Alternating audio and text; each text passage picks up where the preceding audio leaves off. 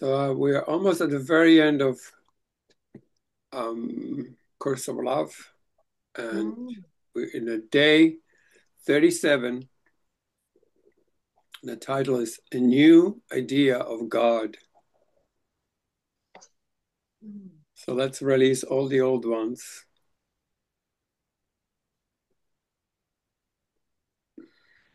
Check. Annie, you reading today? Yes. Okay. So You'll be last today because Samuel's up top. Samuel, you want to? My internet's unstable. Can you and hear me okay? let's go nice and slow. Let's go nice and slow and let let it Oh, sink in. okay. Day 37. A new idea of God. What we have done is replaced an idea of God with a new idea of God. Mm. If you no longer believe in God as a supreme and separate being, why should it be difficult to see that God is being? This is not much God different. is being. Yeah. Oh, let me do that again. If you no longer believe in God as a supreme and separate being, why should it be difficult to see that God is being?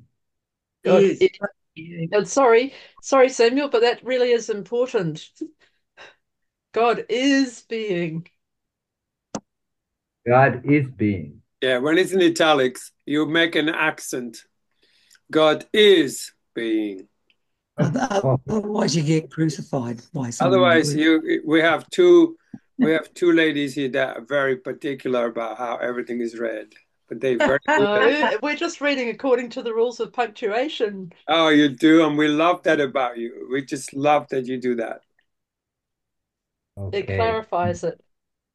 Yeah, it I try. changes the It grammar. clarifies it and it terrifies us, you know?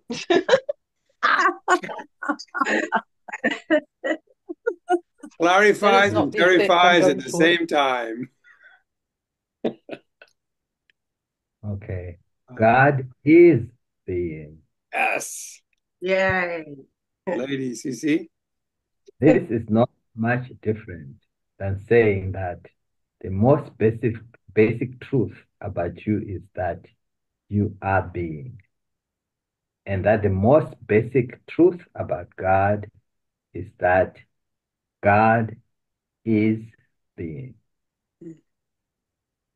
Yet the fact that you are being does not define who you are any better than the earlier example of your experiences would define who you are, because being by itself does not differentiate or individuate you.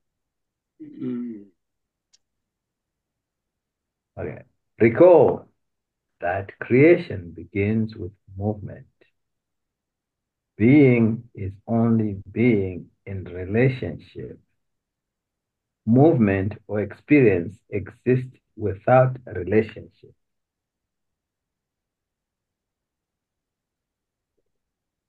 Thus, the world does not exist without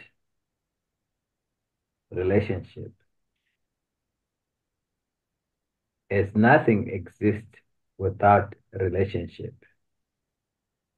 But relationship, like being and experience, does not differentiate or individuate you in separation as it does in union. Separation and the contrast of the separate define every relationship with either or rather than both and thinking. That is, you are a woman and not a man. You are a human being and not a divine being. You are a person and not a tree. As a separate being, you only relate to other separate things. In short, who you are being is all predicated predicated pre- first and foremost by the relationship that you see yourself as having to the world around you. Since you see yourself as separate from it, all that you experience with you being is separation. All that you represent with your being is a separate being or separate self.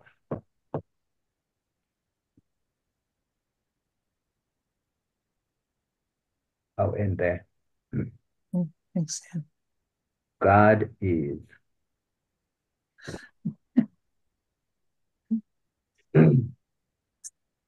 Call you next. Oh, am I? Is it number 4? Yep. Yeah.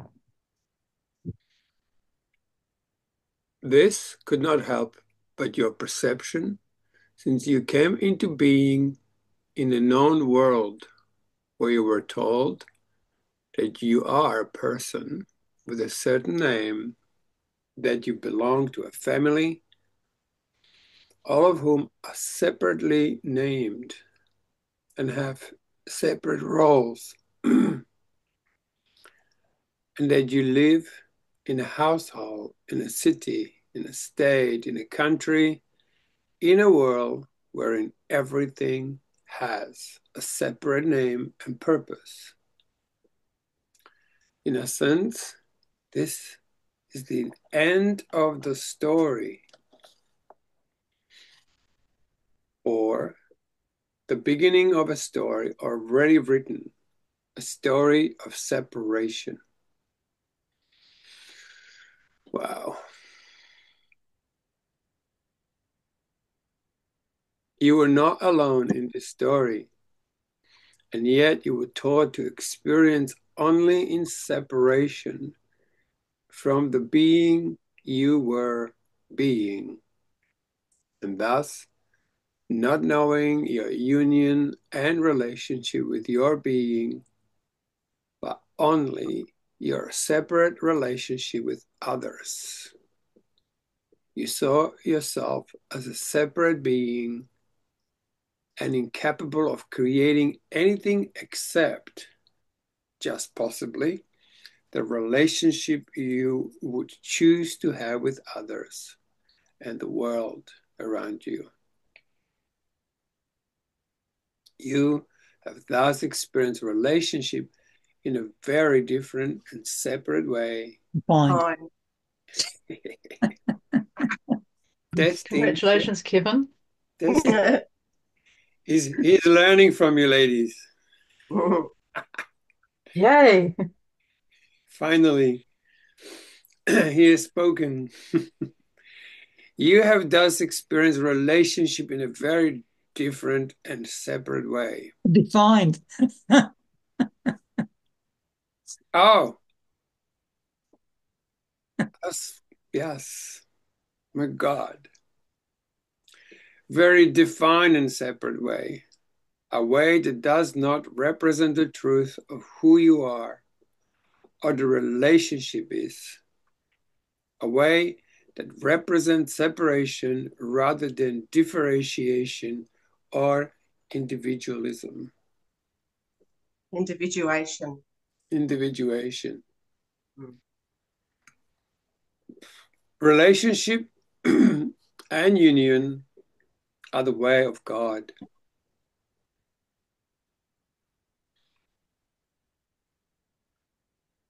The way of heart and mind, body and soul, heaven and earth.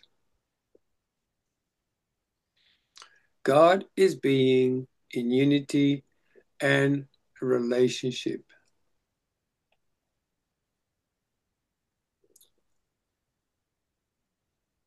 It's interesting how you can read it, God is being, or God is being in unity and relationship. So are you. How then, you might ask, are you distinct from God? Is your body distinct from your aliveness? You keep looking for distinction from God as if distinction means separation, as if God is a separate being.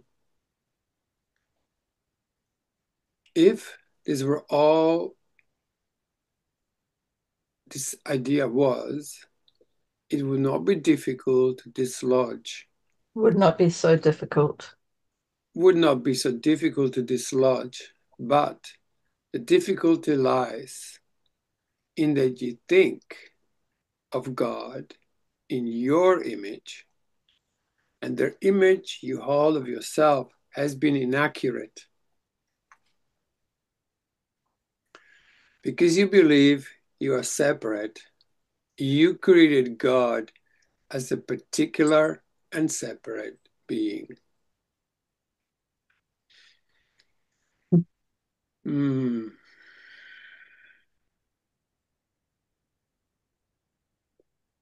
Next. Doesn't that last sentence kind of say it all? Mm-hmm. Because you believe you were separate, you created God as a particular and separate being. Yeah. We made God in our own image, and we don't have a very good image about yourself. So then we have this awful God. Mm.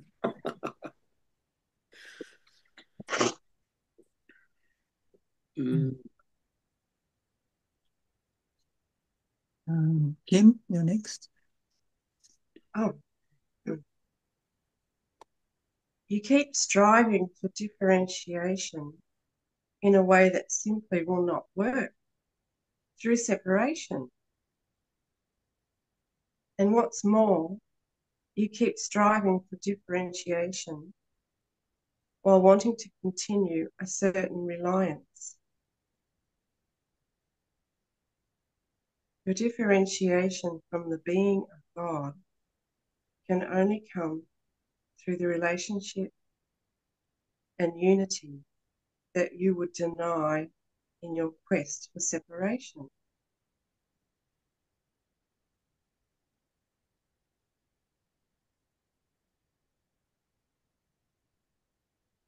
This would be like demanding to be a body and not a mind. Your reliance on God can only come through the relationship and unity that you would deny in your quest for separation.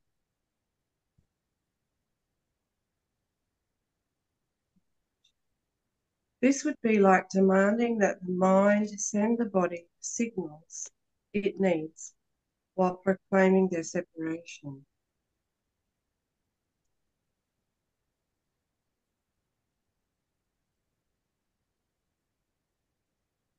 One of the reasons you have been as intent as you have been on your idea of a separate and particular God is that you want to believe that there is a compassionate being in charge of everything, looking out for you, there to help you when you're in need. God is all compassionate being everywhere, not one being of compassion.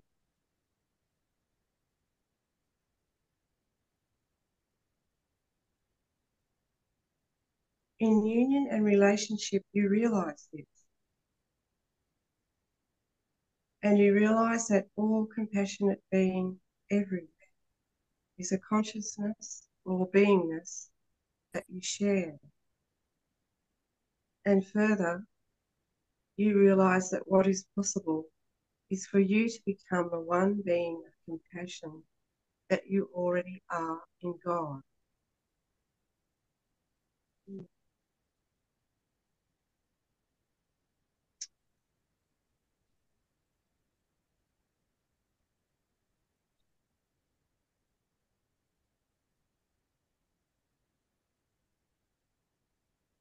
Who would like to go next? Who is next, Kevin? Alison.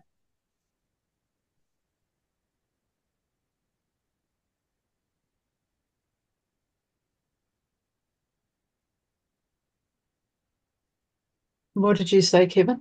Yeah, Alison, you're next. Oh, sorry. So,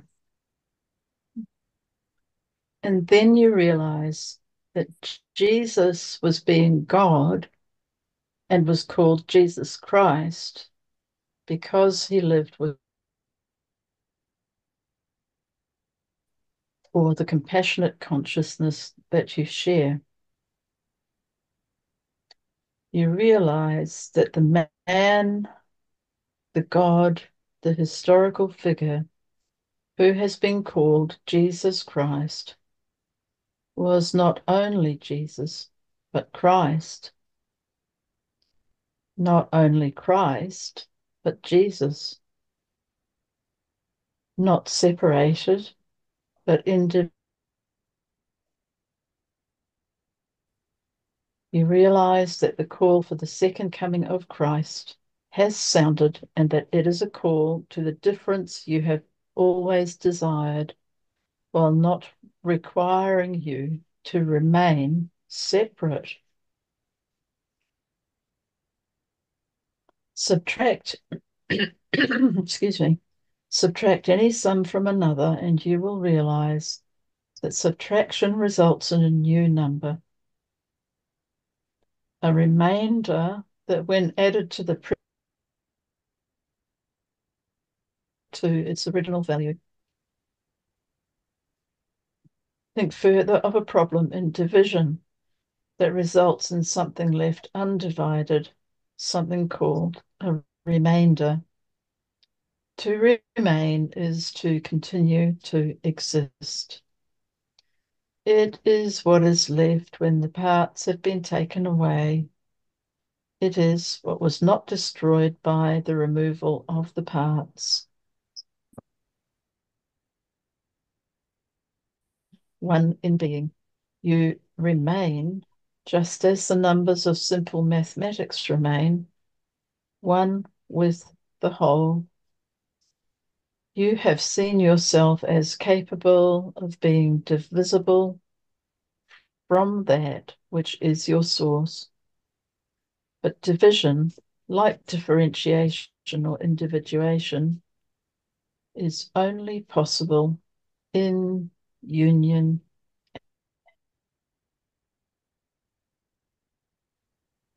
Two separate numbers with no relationship, no interaction, no division, and no subtraction simply remain what they are. Let us look for a moment at what and who you have been being, and what and who God has been being. You have quite simply been being. The simple truth that you are being makes you one with God, who is. This truth, however, has escaped you. So you have been being the particular self you have known or perceived yourself to be, the self you were defined as at birth, a human being, something you have seen as separate rather than distinct from the divine being who is God. Because you are being, however, and note here that you are being and God is being, and that it is not being said that either you or God are a being. You have power, the power of being, which is the power of thought, feeling, creating, and perceiving or knowing.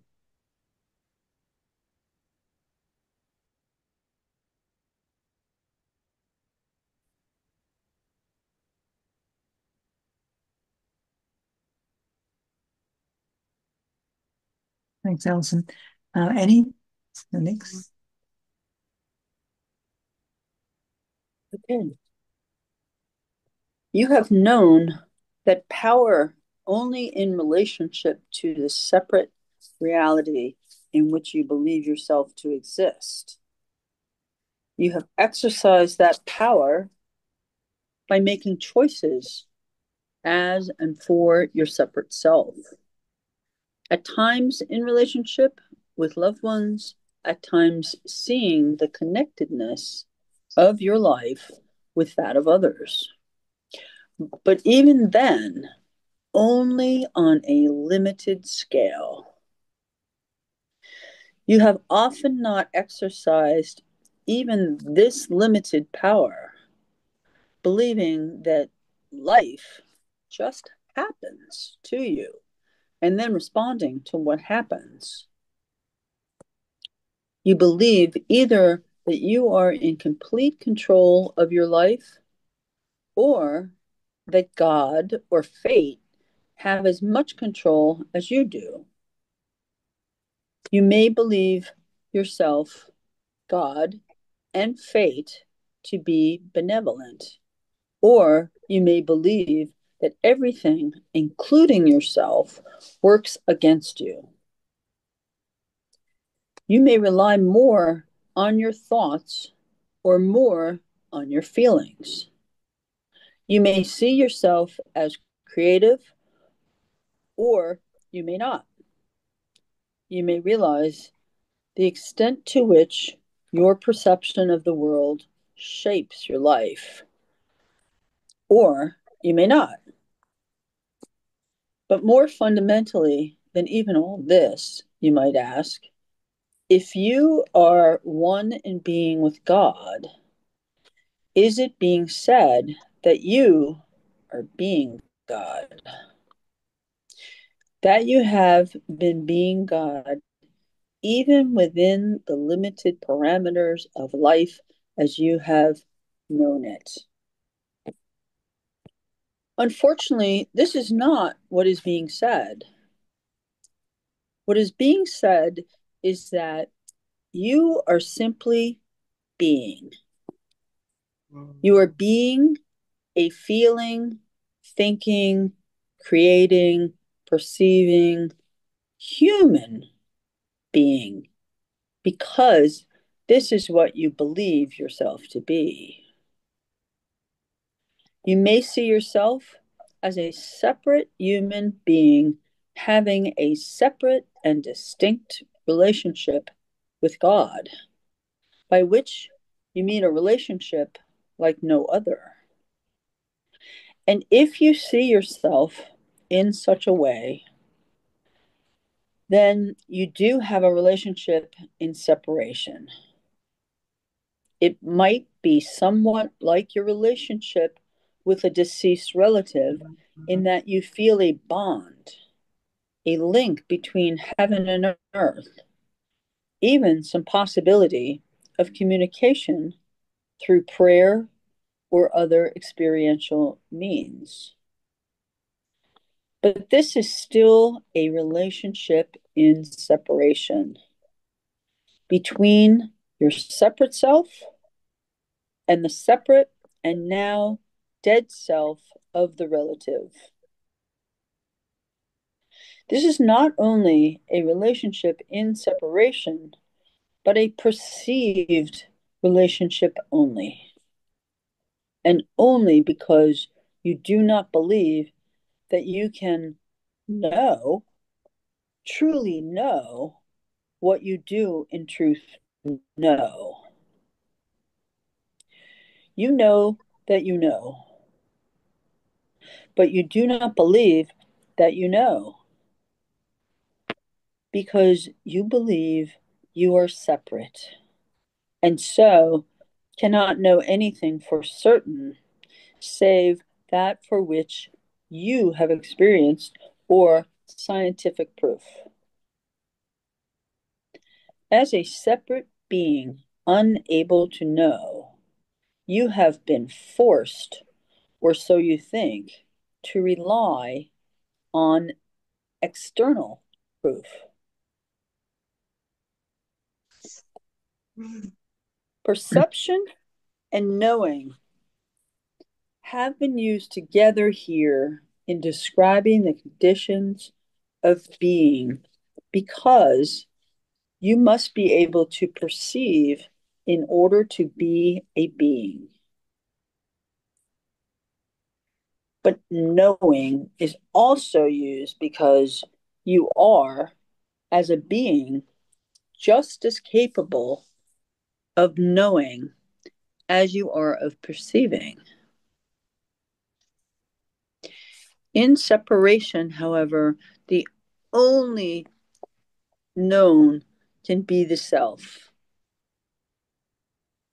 How could you possibly know anything from which you are separate? You can imagine what it means to know another person, to be a tree blowing in the wind, what it would be like to know God, but you cannot know. And your separate being knows of this impossibility. This is why this course has had as its main objective returning you to true knowing of yourself. A separate being can only truly know itself. Yet, in knowing yourself, you can come to know that you are not separate. If you can come to know that you are not separate, you can return to union and relationship through union and relationship to true individuation and true knowing. Oh man, can I sit in that for a moment? Thank you. Ooh. Thank you. Let Leanne know we're up to day 37, a new idea of God, and we're on 37.18, I think. Yes.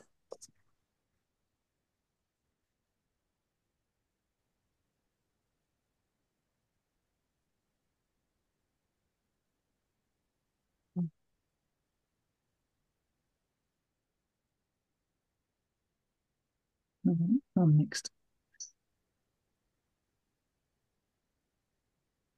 Certainly, you feel like an individuated being, a unique being. You feel love and you feel pain, and both feel quite unmistakably like your love and your pain and no one else's. You feel like a you. This too is who you have been being, because as a being you feel. But here again, you have felt only as a being in separation can feel. You know that despite how often someone says they know how you feel, that they really do not. They cannot know because they are not you. You cannot know how another feels because you are not you. They cannot know because they are not you. You What? cannot know how another feels because you are not them. You can join in relationship with others who feel similarly and can find great joy in feeling as if someone knows how you feel and who you are. But you have felt doomed to never being known and to never really sharing how you feel. This is who you have been being. Now let us talk of God. Leanne, are you reading today? Yeah, you want to read now? Thank you. God is being in unity and relationship with everything. Thus, God knows you. God is one in being with you because you are one aspect of everything. As one being in unity and relationship with everything, God is one with every thought and every feeling. God is one with every creation. God is all-knowing.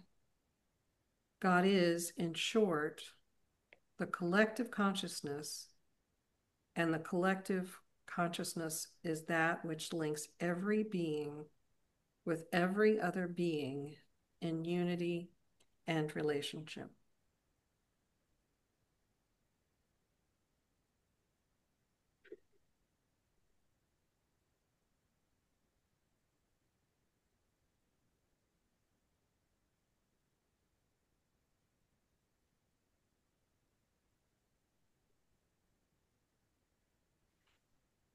This link is very powerful. Where willingness is demonstrated, this link can be moved to be, rather than just a link, a cooperative relationship.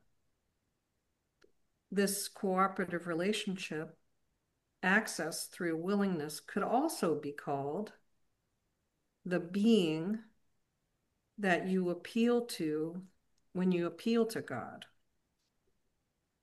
Knowing what you're coming to know about the true nature of God should thus not leave you feeling bereft of a God you can choose, you can feel close to, appeal to, thank, and praise. But doing so can also be confusing if it leads to thoughts of God as a particular being. Mm. Yet the idea of God as Father, introduced and championed by Jesus Christ, was also created by Jesus Christ. Thus is the power of man and God together, the power of creation.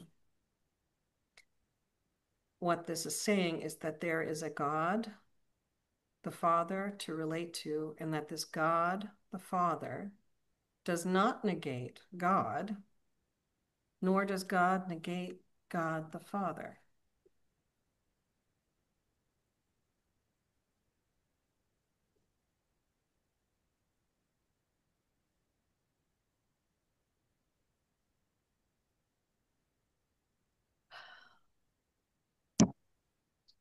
I'll pause there.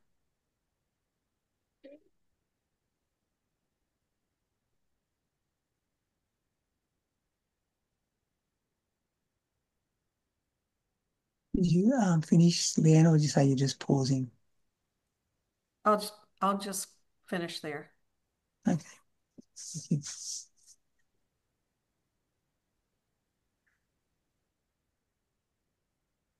That's back to you, Samuel.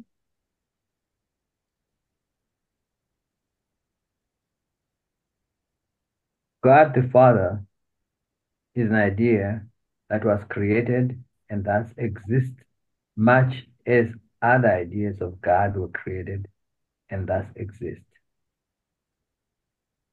But this creation, like the creation of Jesus Christ himself, is not all of God, while at the same time it is all of God, just as Jesus was and is all of God. It is all of God. Ah, Makes sense. just as Jesus was and is all of God. In union and relationship, God is all and God is differentiated. Jesus, the example life used throughout this course, was both man and God. He was being in unity and relationship. Being God did not negate his being Jesus. And being Jesus did not negate God being God. Jesus could create God and the Father, could create a being consistent with his being because he was a creator. He was, in short, being in union and relationship. Jesus was all of God and God was all of Jesus, while at the same time, each was differentiated or Each was individual. Was different.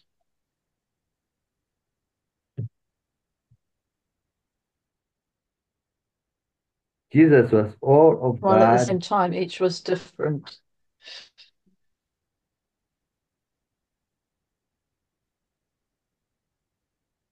Oh, I don't understand. So I think there's a delay. Just carry on, Sam. Oh, okay. Jesus was all of God and God was all of Jesus, while at the same time, each was different or individuated by being in union and relationship.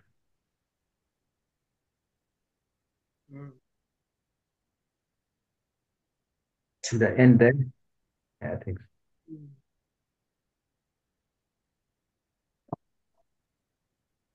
So thanks, Sam. Yeah, Alison, you're missing some words sometimes, so it might be your internet. Probably is, yeah. Because when you were reading, occasionally it was a bit of a lapse. So you're probably missing what Sam's saying a bit. Okay, Cole. So is it 25? 6. Yes, 26. 26. The only real difference that exists and has ever existed between God and man is that man sees difference in a way that makes no sense.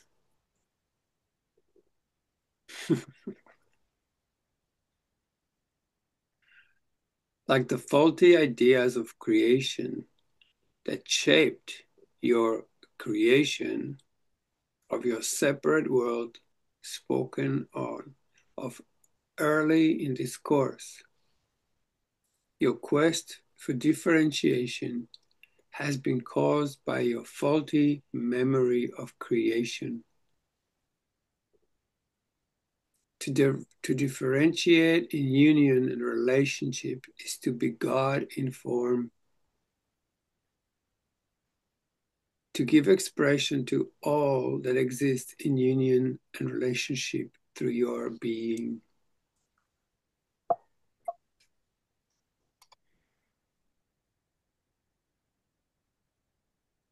By simply being, you have been part of God, but you have not seen this as what really means either.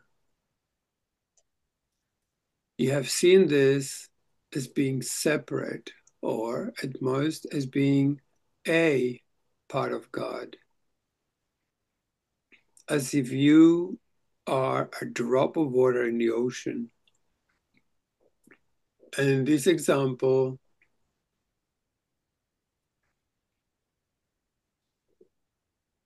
re-emphasized the mightiness of God and the lowliness of man. The part of God you have been, being, is being. You have been feeling, thinking, creating, perceiving, being. The part of God you have not been using its union. Being.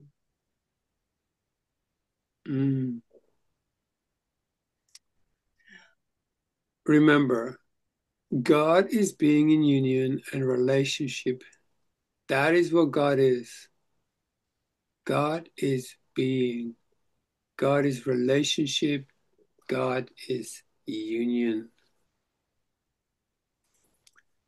Holy relationship is relationship with the Christ in you, the bridge to unity. Like heart, mind, and body is to your form, being, union, and relationship is God's form.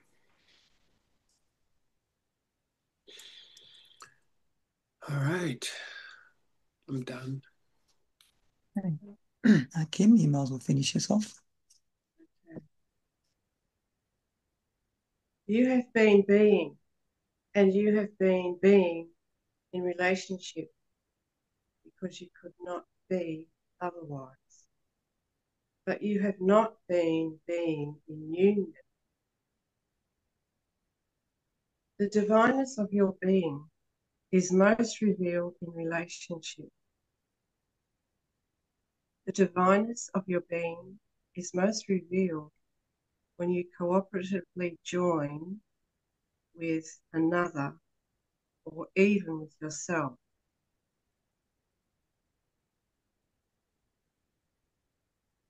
When you cooperatively join, you move the particular self aside and sometimes glimpse the divine being in relationship. But because you have so clung to separation, you have rarely, until recently, glimpsed union.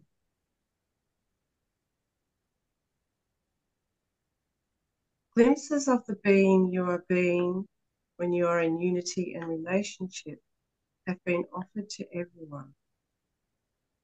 They have been afforded by willingness. They come from observation of self, and they come from observation of others. They come from what you are willing to observe.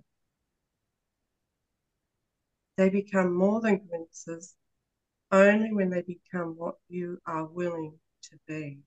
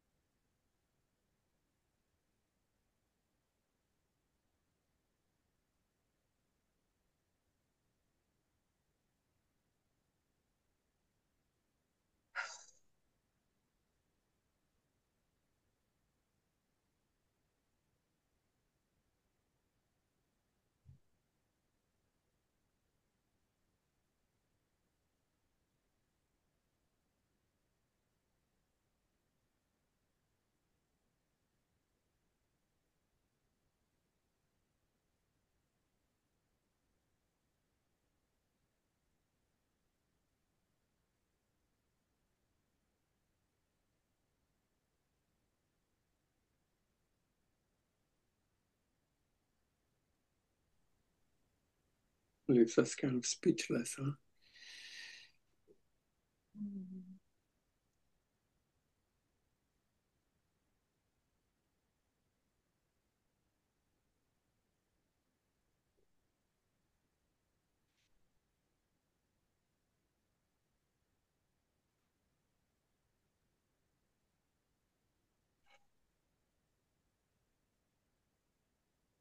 Well, this always reminds me of, probably said it 50 times here, but the musical term conflation. Conflation, and it means if you're playing like a chord on a piano, each finger is on a different note, and it's playing each note separately and in unison, and apparently we hear both the whole and the separate notes, not one or the other. We hear them both, and that just is the simplest way for me to see at least what I thought this was all saying. Mm. You can't separate them. You can't separate me from God. Mm. I mean, you can, but who wants to?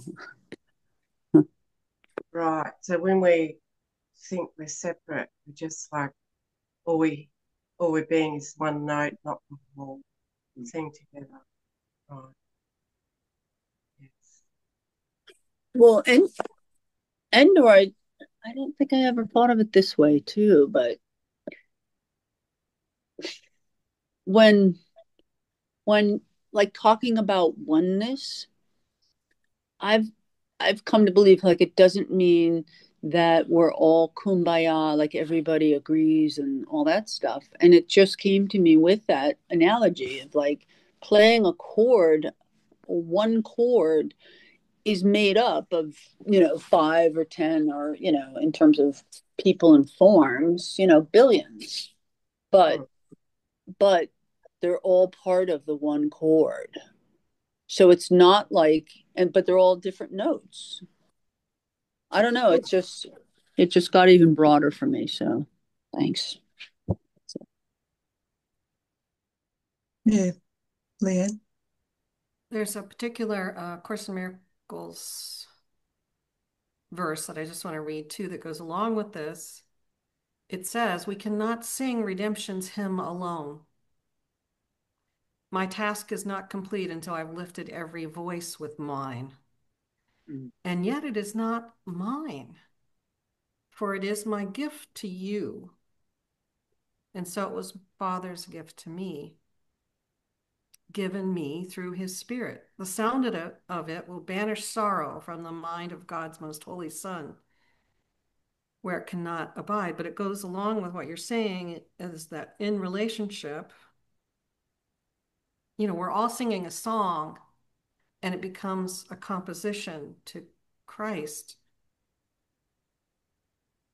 it seems, like a holy hymn. Mm-hmm. Where was that? Oh, I'll put it in the chat. What chapter is it from? 12, the problem of guilt. It's called the attainment of the real world. Beautiful. Thanks. Mm.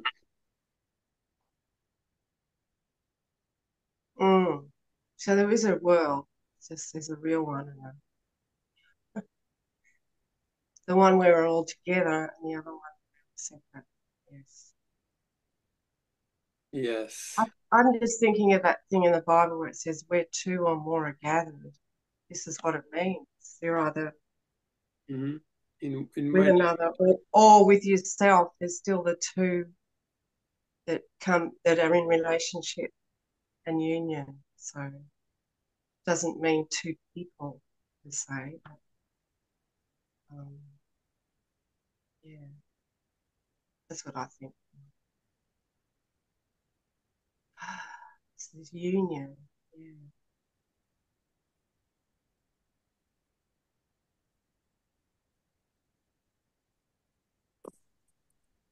Well, also in here too, when it talks about somewhere where it talks about, going up to the mountain, when you're coming down, you don't lose that, whatever you want to call it. You don't lose that. Um, Yes. it's still within you, and that's, I don't know. That's it. Yeah, they're not separate, are they? Wherever you are, the top or the bottom, you're still both. Yes. Yeah.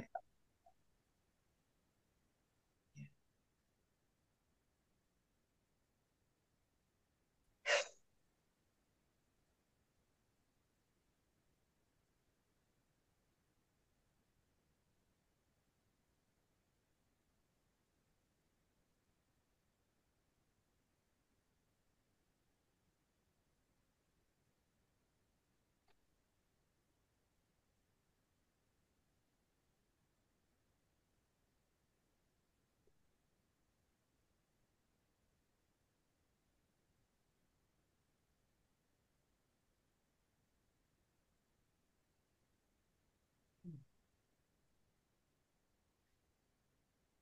Mm.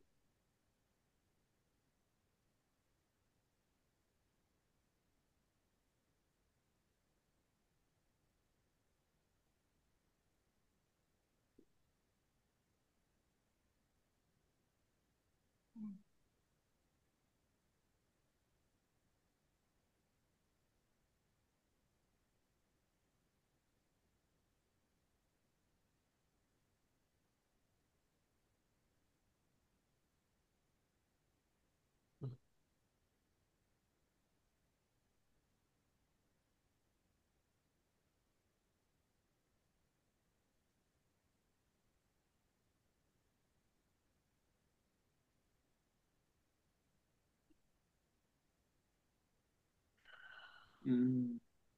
In 26, that difference, I feel as if the way that we've been seeing it differently is to see difference as a part of separation, rather than seeing it as a different facet or something, more part of the whole, but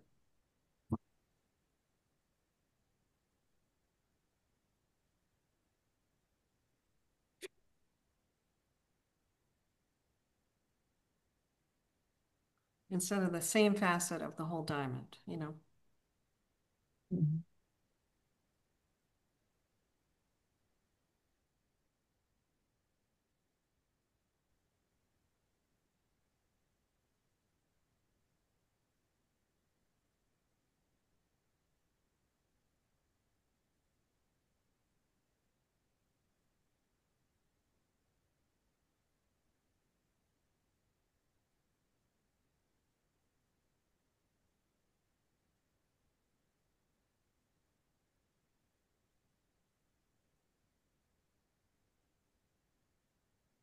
I love that one just before number 19 when he says you can join in relationship with others who feel similarly and can find great joy in feeling as if someone knows how you feel and who you are. And then he goes, but you have felt doomed to never being known. Sorry, which section was that, Cole? Just 18. before the 19, Oh, 18. Okay. end of The bottom. 18. And it's like, but you have felt doomed to never being known and to never really sharing how you feel. And this is where, where like, how is it really in there? And then sharing that brings us to the core of our being, in which can we truly share who we are. But only in union and relationship. Yes. If you're in the separation, you're not really feeling. Yeah. Yeah. So my whole understanding is like if we are separate from our feelings, we're separate from God. Because then he says in the 21, as one being in unity and relationship with everything, God is one with every thought and every feeling. And if we're separated from a feeling realm altogether, there's no way we can sense this sense of unity, because that's where we are disunited within ourselves, and therefore, wherever we look, there is a separation. Mm.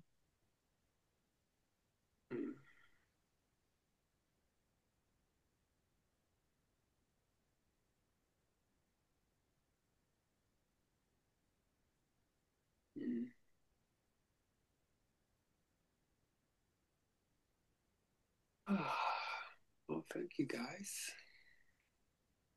Mm.